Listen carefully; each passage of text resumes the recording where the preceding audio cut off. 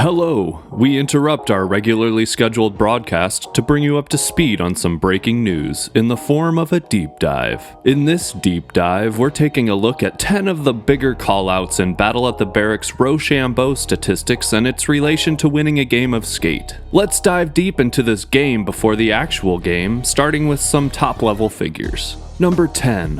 A perfect record. Over 70 skaters in Battle at the Berrics have a perfect Ro Sham Bo record, but that doesn't necessarily mean they ended up winning the game of skate, which is the most important objective of this tournament. So we'll need to drill down a little deeper into the numbers for a better understanding of what significance, if any, Ro Sham Bo plays in Battle at the Berrics, taking us to number 9. Double winners. We can see there's 185 instances of 74 unique skaters winning both the Ro Sham Bo and the game of skate. The top of this list looks quite familiar as far as Battle at the Berrics royalty is concerned. Leading this category is Mike Mo, who won both rock, paper, scissors and the actual game of skate in the same match 14 times. PJ Ladd is right behind at 13. And there's a three-way tie for third with P-Rod, Seva, and Shane O'Neill all securing a double win 10 times each. After these 5 skaters, there's a significant drop-off to Chris Cole and Tom Asta, both winning on Ro Sham Bo and the game of skate 6 times. But there's still 3 more scenarios that can arise, so let's check out the next one. Number 8.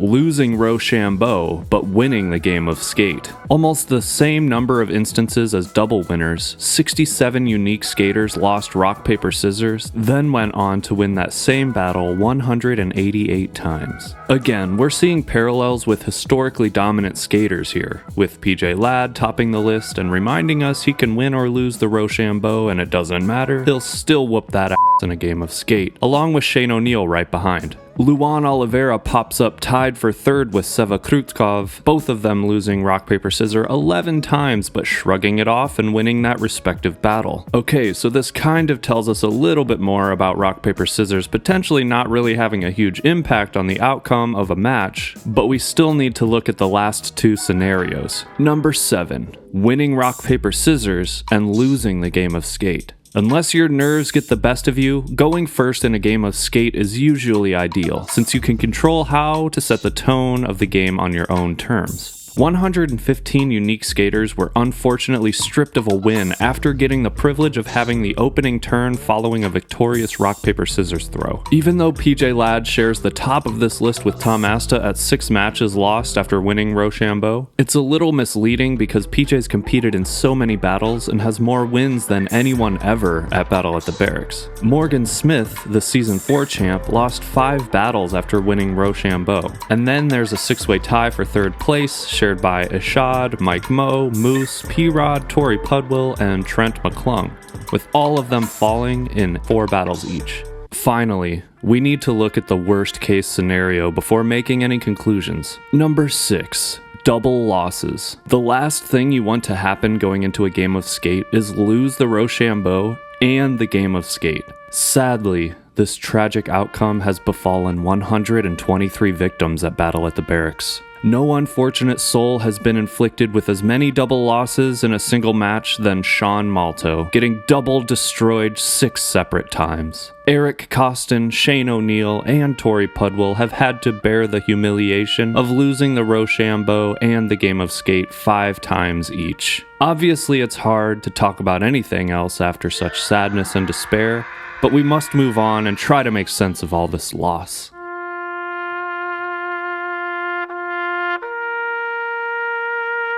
Number 5. Success rates. So we've seen what 4 things can happen in the Ro Sham Bo versus the game of skate. Now we need to figure out what these scenarios translate to on a grand scale. Based purely on win-to-lose ratios of the game of skate, we're looking at some info that needs a little bit of filtering. Number 4.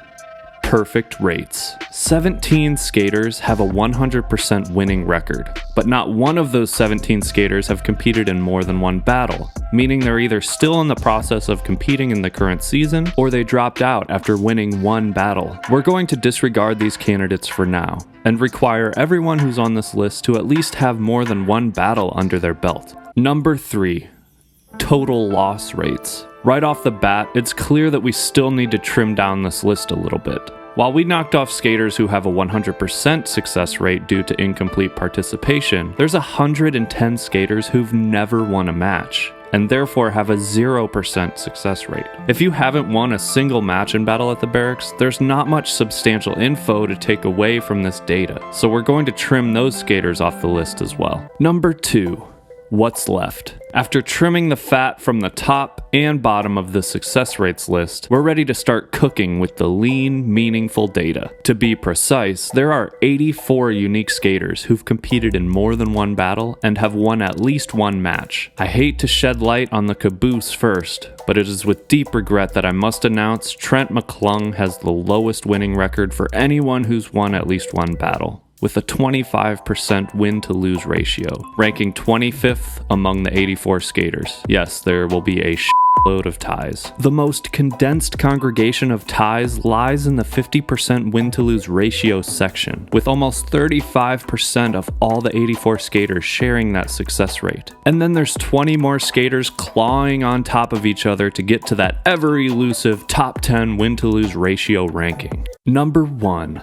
The best of the best. Less than 5% of all the skaters that have ever competed in Battle at the Berrics can claim to have a win-to-lose ratio of 70% or higher. Starting with the guy who's switched teams from Primitive to April to Palace, Battle at the Berrics 9 champion Diego Najera at 71.43%, who oddly enough has never lost a Ro Sham Bo, but has lost 2 matches and won 5 games of skate. 36-year-old who's still skating in SLS, Paul Rodriguez, has an even 72% win-to-lose ratio. He's won 18 Battle at the Berrics games of skate, lost 7, and has a 56% success rate at winning Ro Sham Bo. Mike Moe forges ahead with a 72.41% win-to-lose ratio, and his Ro Sham Bo success rate is a relatively high 62.07%. winning 18 rock, paper, scissors and losing 11. Shane O'Neill and Nick Holt share a 75% win-to-lose success rate in the game of skate,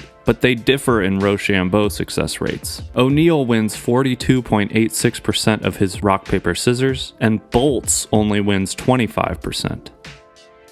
Cracking the top 5, Seva Krutkov won 76% of the battles in which he's competed, and has a Ro Sham Bo success rate of 52%. Luan Oliveira is number 4 with a 77.78% win-to-lose ratio in battles, and has a 38.89% Ro Sham Bo success rate. PJ Ladd starts off the top 3 ranking with a 78.13% probability that he'll win a Battle at the Berrics match, and his Ro Sham Bo success rate is 59.38%. Now we're reaching the Mount Everest of excellence, where only 2 skaters in Battle at the Berrics history have won more than 80% of their matchups. Cody Cepeda ranks number 2 with an even 80% success rate in battle wins, and his rock, paper, scissors record is 46.67%.